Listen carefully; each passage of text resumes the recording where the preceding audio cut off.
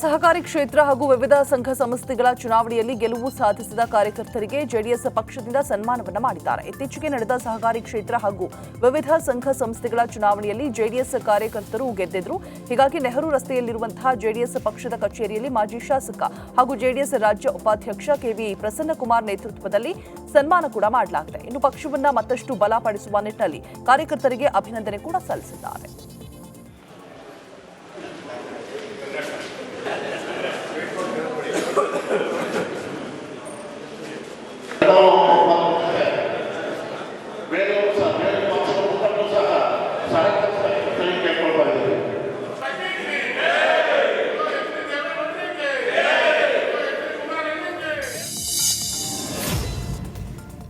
ಇಂದು ಶಿವಮೊಗ್ಗದಲ್ಲಿ ಕುವೆಂಪು ವಿಶ್ವವಿದ್ಯಾಲಯದ 34ನೇ ವಾರ್ಷಿಕ ಘಟಿಕೋತ್ಸವ ನಡೆಯಲಿದೆ. ಹೀಗಾಗಿ ರಾಜ್ಯಪಾಲ ಥಾವರ್ ಚಂದ್ ಗೆಹ್ಲೋಟ್ ಚಿತ್ರದುರ್ಗ ನಗರಕ್ಕೆ ಆಗಮಿಸಿದ್ದಾರೆ.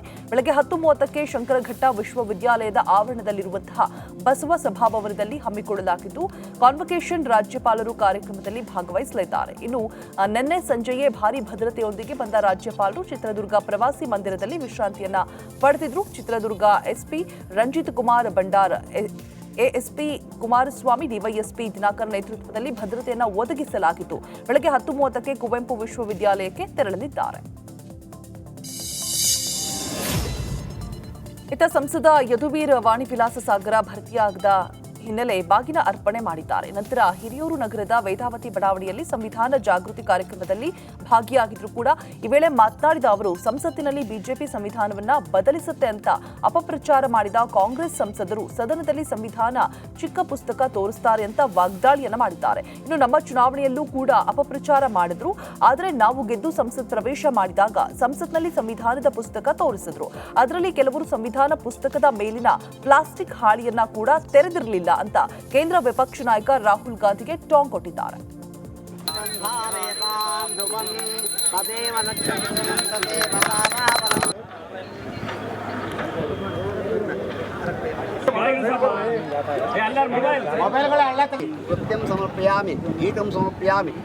ನಮ್ಮೊಟ್ಟಿಗೆ ಭೋಜನ ಮಾಡುವವರಿದ್ದಾರೆ. ಕಳೆದ ಒಂದು 15 ವರ್ಷದಲ್ಲಿ ಇಂಥ ಒಂದು ಅರ್ಧ ಸತ್ಯಗಳು ಅಪಪ್ರಚಾರಗಳು ಜಾಸ್ತಿ ಆಗಿವೆ. ಇದನ್ನ ಯಂತ್ರ ಆಗಿ ಬಳಸ್ತಾ ಇರೋದು ಕಾಂಗ್ರೆಸ್ ಬಹಳ ನಾವು ನೋಡ್ತೀವಿ. ವೈಯಕ್ತಿಕವಾಗಿ ನಮ್ಮ ಚುನಾವಣೆಯಲ್ಲೂ ಸಹ ಇಂಥ ಒಂದು ನಿರೂಪಣೆ ಶುರುವಾಗಿತ್ತು. ಅಂದ್ರೆ ಇದು ಸಂವಿಧಾನ ಬದಲಾಯಿಸ್ತಾರೆ. ನಮ್ಮ ಪಕ್ಷ ಅಧಿಕೃತವಾಗಿ ನಮ್ಮ ಕೇಂದ್ರದ ನಾಯಕರಿಂದ ಹಿಡಿದು ಸ್ಥಳೀಯ ನಾಯಕರು ಸಹ ಯಾರು ಹೇಳಿದ ಸಂವಿಧಾನವನ್ನು ಬದಲಾಯಿಸ್ತಿದ್ರು. ಆದ್ರೂ ಸಹ ಇಂಥ ಒಂದು ಅಪಪ್ರಚಾರ ಶುರುವಾಯಿತು.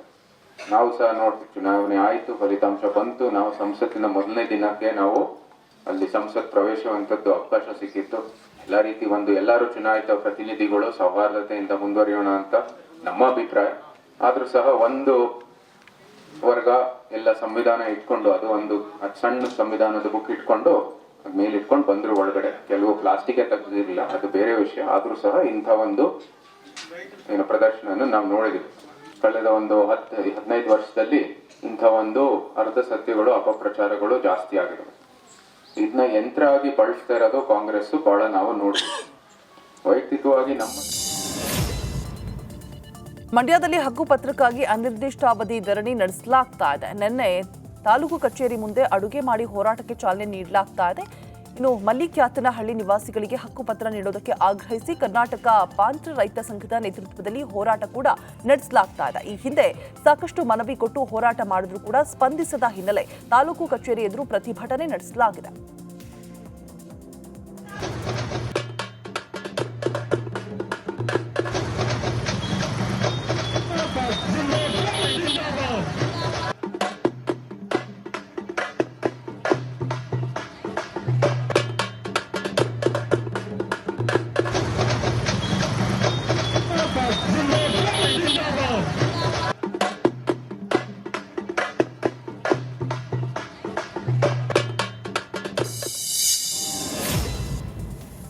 ತುಮಕೂರಿನಲ್ಲಿ ಕೆಎಸ್ಆರ್ಟಿಸಿ ಬಸ್ ನಿಲ್ದಾಣ ಹೈಟೆಕ್ ಆಗಿದ್ದು ಇದೀಗ ಜನರಿಗೆ ಮತ್ತೊಂದು ಖುಷಿ ಸುದ್ದಿಯನ್ನು ವಿ ಸೋಮಣ್ಣ ನೀಡಿದ್ದಾರೆ. 3 ಕೋಟಿ ವೆಚ್ಚದಲ್ಲಿ ರೈಲ್ವೆ ನಿಲ್ದಾಣಕ್ಕೆ ಹೈಟೆಕ್ ಸ್ಪರ್ಶ ನೀಡೋದಕ್ಕೆ ಪ್ಲಾನ್ ಮಾಡಲಾಗಿದೆ.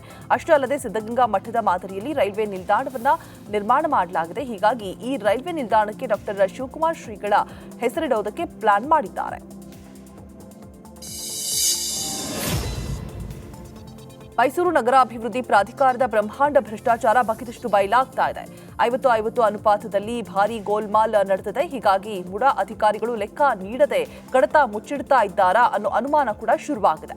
ಮುಡಾದಲ್ಲಿ ಖಾಲಿಯಾದ ಮಂಜೂರಾತಿ ಪತ್ರಗಳ ಲೆಕ್ಕವೇ ಬೇರೆ, ಅಧಿಕಾರಿಗಳು ಲೆಕ್ಕ ನೀಡ್ತಾ ಇರುವಂತಹ ನಿವೇಶನಗಳ ಸಂಖ್ಯೆಯೇ ಬೇರೆ ಅಂತ ಹೇಳಲಾಗ್ತಾ ಇದೆ. ಹೀಗಾಗಿ ಅಧಿಕಾರಿಗಳ ನಡೆ ಅನುಮಾನಕ್ಕೆ ಕಾರಣವಾಗಿದೆ. ಮೈಸೂರು ರೋಡ್ ರಾಬರಿ ಪ್ರಕರಣಕ್ಕೆ ಸಂಬಂಧಪಟ್ಟಂತೆ ಪೊಲೀಸರು ದರೋಡೆಕೋರರ ಬೆನ್ನಬೆದ್ದಿದ್ದಾರೆ. ಕೇರಳ, ತಮಿಳುನಾಡು, ಮಂಗಳೂರಿಗೆ 4 ಪೊಲೀಸರ ತಂಡ ರಚನೆ ಮಾಡಲಾಗಿದೆ. ಸದ್ಯ ಕೃತ್ಯಕ್ಕೆ ಬಳಸಿದ ಕಾರಿನ ಮಾಲೀಕರನ್ನ ಪೊಲೀಸರು ಪತ್ತೆ ಹಚ್ಚಿದ್ದಾರೆ.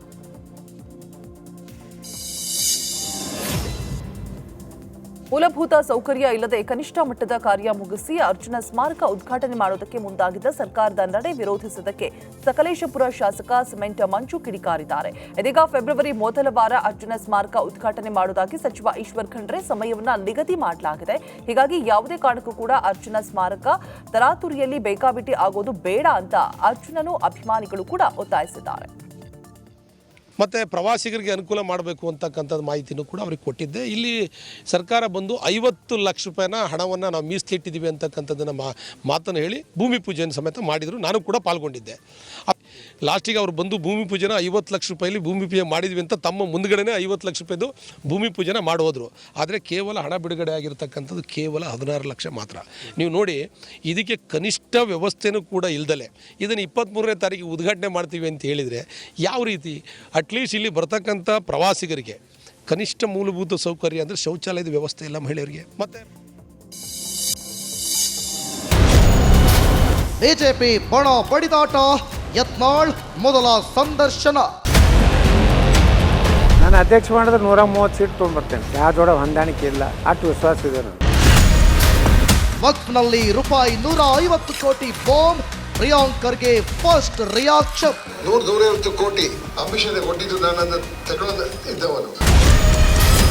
ಬಿವೈವಿ ವಿರುದ್ಧ ಕಾಂಗ್ರೆಸ್ ಬಾಣ, ರಿಪಬ್ಲಿಕ್ ಕನ್ನಡದ ಸುದ್ದಿ ಸಂಚಲನ. ಬರುವಂತ ಮುಖ್ಯಮಂತ್ರಿಗಳೇ, ನಿಮಗೆ ಎಲ್ಲ ಅಧಿಕಾರ ಇದೆ, ತಾವೇ ಸಿಬಿಐ ತನಿಖೆಗೆ ಆದೇಶ ಮಾಡಿ. ಅವ್ರ ಸೀಳ್ ನಾಯಿಗಳಿದೆ ಅಲ್ಲ, ಬಿಡ್ಲಿ, ಬಿಡ್ಲಿ, ಯಾರು ಬೇಡ ಅಂದಿದ್ದಾರೆ. ಬಿಜೆಪಿಯಲ್ಲಿ ಬಂಡಾಯದ ಗುಡುಗು, ವರಿಷ್ಠರಿಗೆ ಎಸ್ಟಿಎಸ್ ತಿರುಗೇಟು. ದೊಡ್ಡವರು ಏನು ಡ್ಯಾಮೇಜ್ ಮಾಡೋದಿಲ್ಲ. ಸಣ್ಣ ಗುಬ್ಬಿ ಮೇಲೆ ಏನೂ ಇಲ್ಲದೆ ತಪ್ಪು ಮಾಡದಂಥವ್ರಿಗೆ ನೀವು ಮಾಡಕ್ಕೆ ಹೋಗ್ತೀರಿ, ಸಸ್ಪೆಂಡ್ ಮಾಡಕ್ಕೆ ಹೋಗ್ತೀನಿ ಅಂತೀರಿ, ಅನರ್ಹ ಮಾಡಕ್ಕೆ ಹೋಗ್ತೀನಿ ಅಂತೀರಿ, ವೆಲ್ಕಮ್ ಮಾಡ್ತೇನೆ. ರಾಜಕೀಯ ಸುದ್ದಿಗಳ ಹೆಡ್ ಕ್ವಾರ್ಟರ್.